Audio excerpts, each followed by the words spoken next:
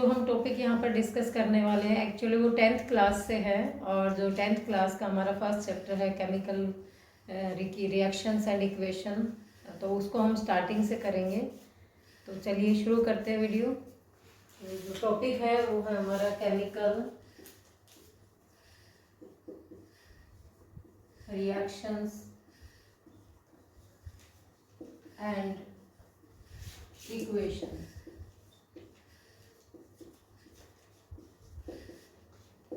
तो ये हमारे आज के लिए इस चैप्टर का टॉपिक रहेगा केमिकल रिएक्शंस एंड इक्वेशंस। तो सबसे पहले तो हम इसको शुरू करने से पहले कुछ बेसिक्स देख लेते हैं इसके। तो फॉर एग्जांपल जैसे 9th क्लास में हम पढ़ते हैं chemical changes and physical changes, तो उन्हीं को एक बार हम दोबारा से रिवाइज करेंगे। तो फर्स्ट हमारा जो होगा केमिकल चेंज। सबसे पहले तो ये पता होना चाहिए, क्योंकि इस रिएक्शन के बेसिक्स को समझने के लिए ये बेसिक रिक्वायरमेंट है। तो केमिकल चेंज का मतलब क्या है यहाँ पर?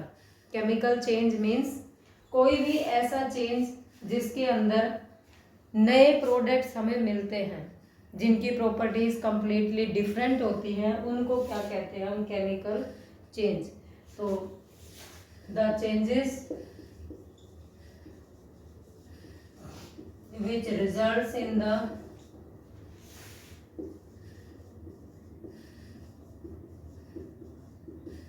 formation of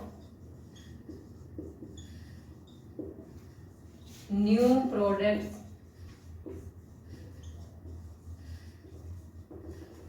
with entirely different properties. तो ऐसे चेंजेस जिनके अंदर हमें नए प्रोडक्ट्स मिलते हैं और उन नए प्रोडक्ट्स की जो प्रॉपर्टीज होती है वो कंप्लीटली चेंज होती है, उनको क्या कहते हैं हम? Chemical change.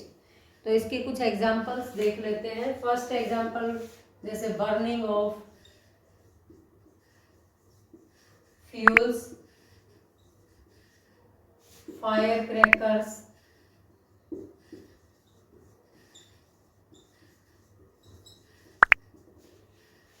ये मोस्ट कॉमन एग्जाम्पल है। इसके अलावा और क्या देख सकते हैं? Change in colour of half eaten apples.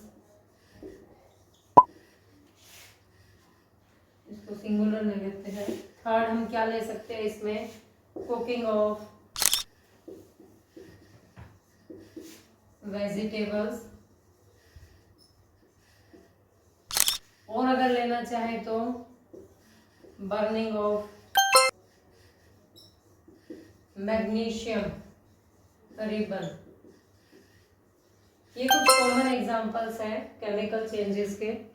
और इसके अलावा हम अगर ऐड करना चाहें तो और बहुत सारे एग्जांपल्स ऐड कर सकते हैं, तो वो हम आगे देखेंगे। तो ये केमिकल चेंजेस है। केमिकल चेंजेस की अगर हम सिंपली डेफिनेशन देना चाहें तो क्या होगी? The changes which results in the formation of new products with entirely different properties. यानी जो हमारा नया प्रोडक्ट होगा उसकी जो प्रॉपर्टीज होती है हमारे इनिशियल जो भी रिएक्टेंट था उससे कम्प्लीटली डिफरेंट होगी। इसमें और अगर एग्जाम्पल आप ऐड करना चाहो तो जैसे conversion of your change of milk into curd, और चीज़ भी लिख सकते हैं और पनीर भी लिख सकते हैं। तो जो मिल्क को हम मिल्क से जो हम कर्ड बनाते हैं, कर्ड मीन्स दही बनाते हैं, पनीर बनाते हैं, तो वो सारे किसके एग्जाम्पल हैं? केमिकल चेंजेस के। तो ये हमारा केमिकल चेंज के बारे में था। अब हम नेक्स्ट देखते हैं फिजिकल चेंज। नेक्स्ट जो है वो क्या है? Physical change.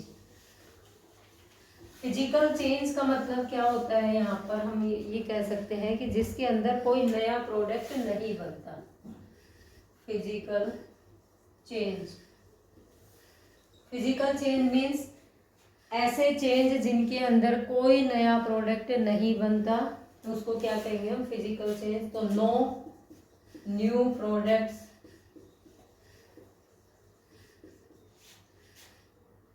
Is obtained,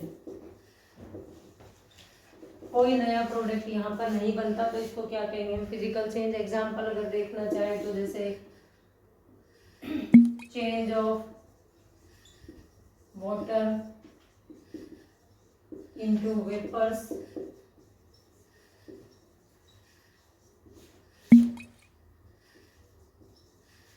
second हम लिख सकते हैं यहाँ पर melting of ice, cutting of paper and wood. तो ये कुछ जनरल एग्जांपल्स मैंने यहाँ पर बताए हैं। अब एक यहाँ पर क्वेश्चन आता है कि अगर हम कैंडल को बर्न करते हैं, मान लिया हमारे पास कोई कैंडल दी हुई है, ये कैंडल है हमारे पास, ये बीच में इसमें धागा लगा हुआ है, इसको हमने बर्न करना है। तो इस कैंडल को जब हम बर्न करेंगे तो उसके अंदर क्या क्या चेंजेस होंगे। सिर्फ बर्निंग ऑफ कैंडल एक फिजिकल चेंज है, या फिर बर्निंग ऑफ कैंडल एक केमिकल चेंज है, या फिर इसके अंदर दोनों चेंज होते हैं। तो इसको एक बार हम समझ लेते हैं कि जब हम कैंडल को बर्न करते हैं तो कैंडल के अंदर क्या क्या होता है। एक इसके अंदर विक होती है जिसको हम बत्ती बोल देते हैं, ये जो धागा इसके बीच में लगा होता है इसको विक या बत्ती बोल देते हैं।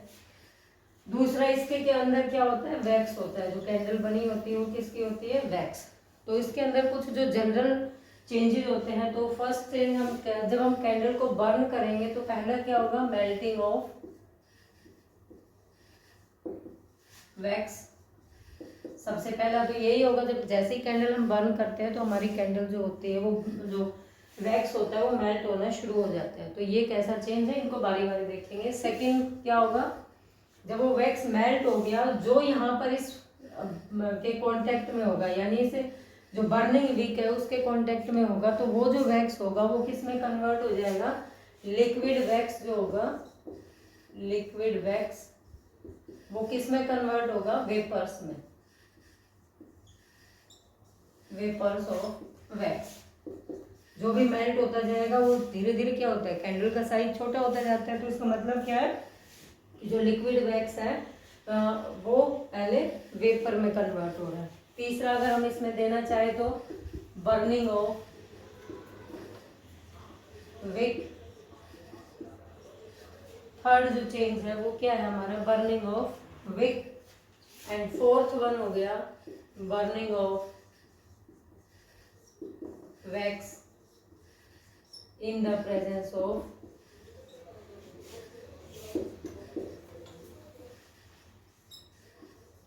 ऑक्सीजन, और इसकी जगह हम एयर भी लिख सकते हैं।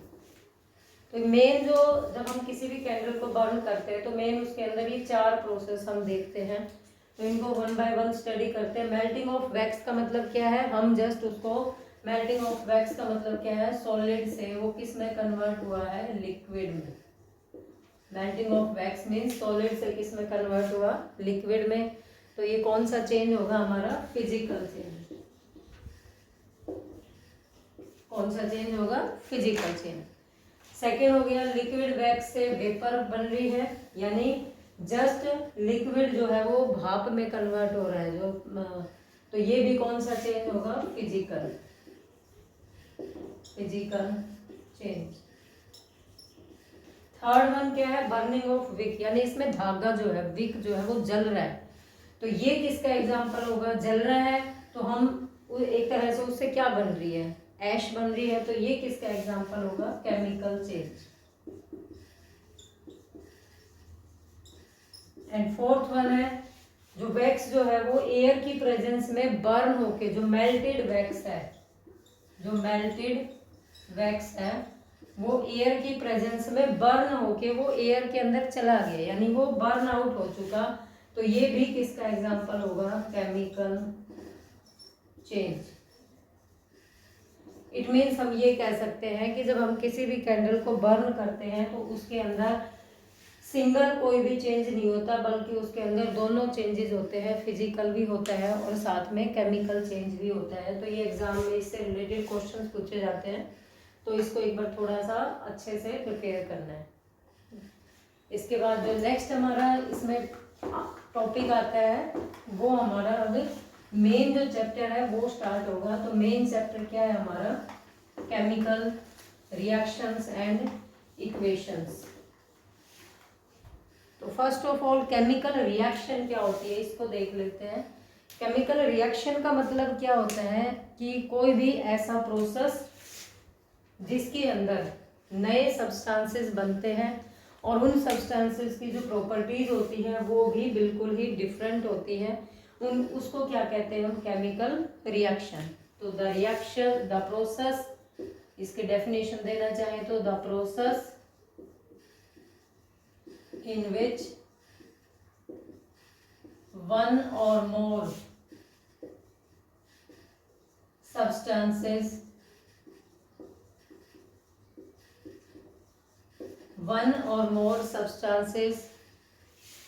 gives different substances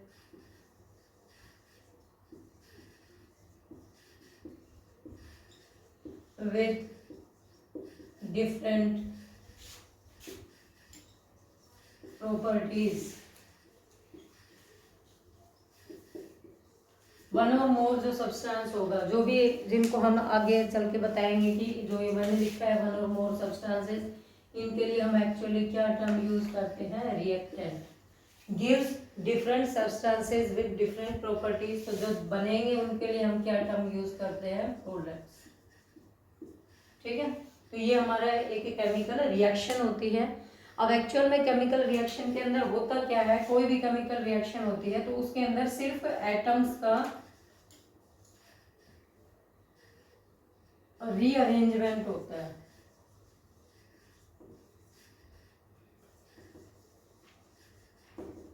rearrangement of atoms होता है, यानी जो एटम्स है वो सिर्फ अपने आप को रीअरेंज करते हैं। फॉर एग्जांपल मैं एक जनरल एग्जांपल लेके बताती हूँ, Mg+O2 gives rise to MgO। यानी ये मैग्नीशियम है, मैग्नीशियम मेटल जो लैब में मैग्नीशियम रिबन की फॉर्म में मिलती है, इसको जब हम ऑक्सीजन के साथ बर्न करते हैं तो यहाँ पर मैग्नीशियम ऑक्साइड मिला। तो यहाँ रीअरेंजमेंट कैसा हुआ, यहाँ मैग्नीशियम फ्री स्टेट में थे, यहाँ ऑक्सीजन भी आइसोलेटेड या फ्री स्टेट में थी, लेकिन यहाँ पर ये बर्न होकर MgO बन गया, यानी मैग्नीशियम और ऑक्सीजन जो है वो कंबाइन होकर किस में कन्वर्ट हो गए, मैग्नीशियम ऑक्साइड में। तो ये क्या है, एक केमिकल रिएक्शन है। अब इसके अंदर कोई अलग से कोई नया एटम ऐड नहीं होता। जब हम बर्निंग करते हैं किसी भी, मतलब कोई भी केमिकल रिएक्शन होती है तो उसके अंदर कोई भी नया एटम ऐड नहीं होता, सिर्फ कुछ बॉन्ड्स जो होते हैं रिएक्टेंट्स के बीच में वो ब्रेक होते हैं और प्रोडक्ट्स के बीच में न्यू बॉन्ड फॉर्म होते हैं और साथ में एटम्स का रीअरेंजमेंट होता है। No new other atoms will be added in the reaction. ठीक है, अब इसको हम रिप्रेजेंट कैसे करते हैं रिएक्शन को, तो वो एक बार देख लेते हैं। Representation of a chemical reaction, अगर मैं वर्ड्स की फॉर्म में किसी रिएक्शन को एक्सप्लेन करूं कि फॉर एग्जांपल जैसे मैं ये कहूं कि burning of magnesium ribbon in the presence of oxygen gives magnesium oxide, तो ये एक बहुत ही लेंथी प्रोसेस है, इसको लिखने में बहुत ही टाइम लगता है। तो इसको हम शॉर्ट में कैसे लिखते हैं, एक तरीका तो ये होता है जब हम इसको वर्ड्स की फॉर्म में लिख सकते हैं, magnesium ribbon plus oxygen gives rise to magnesium oxide।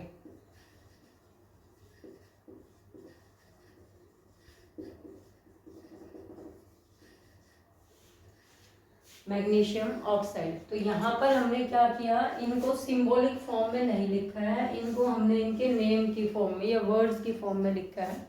तो ये भी केमिकल रिएक्शन को रिप्रेजेंट करने का एक मेथड होता है, लेकिन ये भी थोड़ा सा टाइम कंज्यूमिंग होता है। तो जब भी हम बुक्स के अंदर रिएक्शंस को लिखते हैं या तो उसको हम किस फॉर्म में लिखते हैं, जैसे मैग्नीशियम रिबन मीन्स ये क्या है, मैग्नीशियम। ऑक्सीजन मीन्स ये किस फॉर्म में है, O2 की फॉर्म में, क्योंकि ऑक्सीजन जो है वो एटॉमिक फॉर्म में एग्जिस्ट नहीं करता, मॉलिक्यूलर फॉर्म में एग्जिस्ट करता है। और इधर क्या मिला हमें, मैग्नीशियम ऑक्साइड। अब यहाँ पर इसको हम बैलेंस्ड इक्वेशन लिख देते हैं, तो ये हमारी बैलेंस्ड इक्वेशन होगी। अब यहाँ एक्चुअली हुआ क्या है कि मैग्नीशियम रिबन को हमने बर्न किया तो हमें मैग्नीशियम ऑक्साइड मिल गया। अब जो यहाँ पर जब केमिकल रिएक्शन लिखते हैं तो इसको लिखने का एक मेथड होता है। जो लेफ्ट साइड में जो लिखा जाता है उनको क्या कहते हैं, रिएक्टेंट्स। क्या कहते हैं उनको, रिएक्टेंट्स। और जो राइट साइड में लिखे जाते हैं उनको क्या कहते हैं हम, प्रोडक्ट्स। उनको क्या कहते हैं, प्रोडक्ट्स। और इन दोनों को बीच में सेपरेट करने के लिए बीच में एक एरो लगाया जाता है, रिएक्टेंट्स। अब यहाँ से हम ये कहें कि रिएक्टेंट्स क्या होते हैं, the substances that takes part in a chemical reaction। वो सब्सटेंस जो किसी भी केमिकल रिएक्शन के अंदर पार्ट लेते हैं, यानी जो उसके अंदर इन्वॉल्व होते हैं, उनको क्या कहते हैं, रिएक्टेंट बोलते हैं। प्रोडक्ट क्या होते हैं, प्रोडक्ट किधर, the substances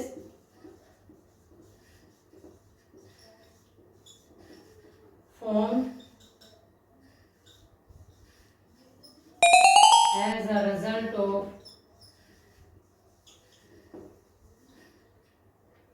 reaction।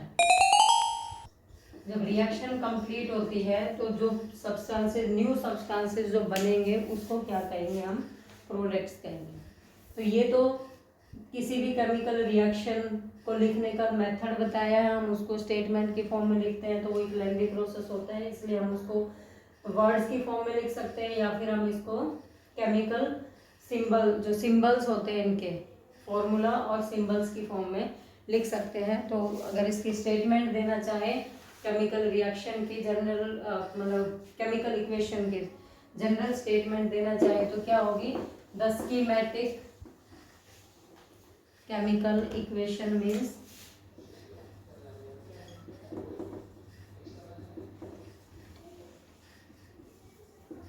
the schematic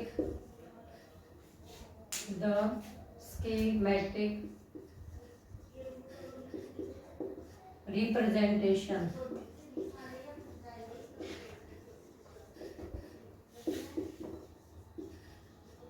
of a chemical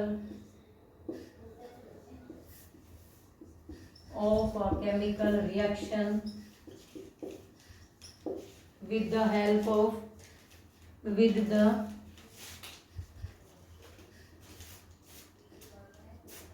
of symbols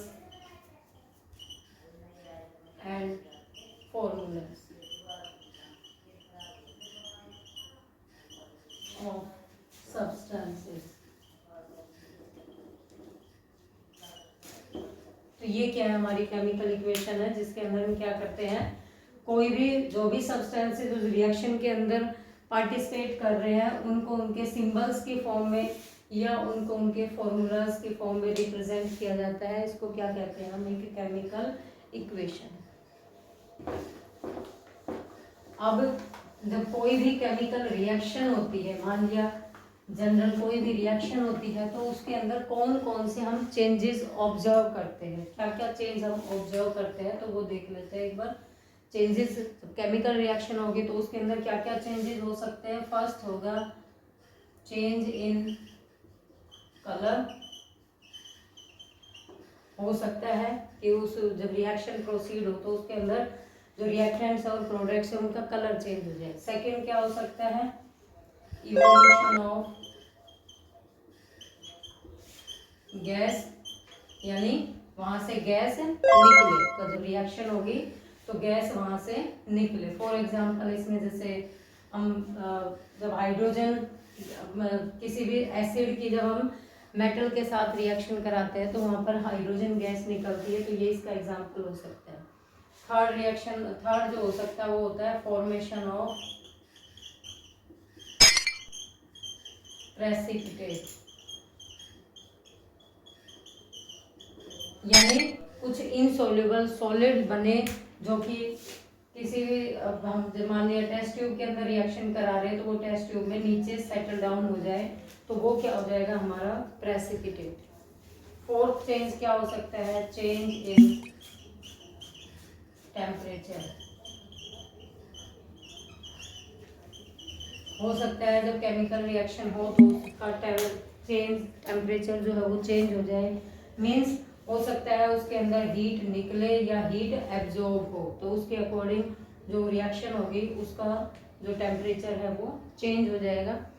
तो ये कुछ जनरल चेंजेस थे जब हम कोई भी केमिकल रिएक्शन परफॉर्म करते हैं तो उसके अंदर ये फाइंड आउट होते हैं। इनमें से हो सकता है कोई एक चेंज हमें देखने को मिले या एक से ज़्यादा चेंज उसमें हम ऑब्जर्व करते हैं।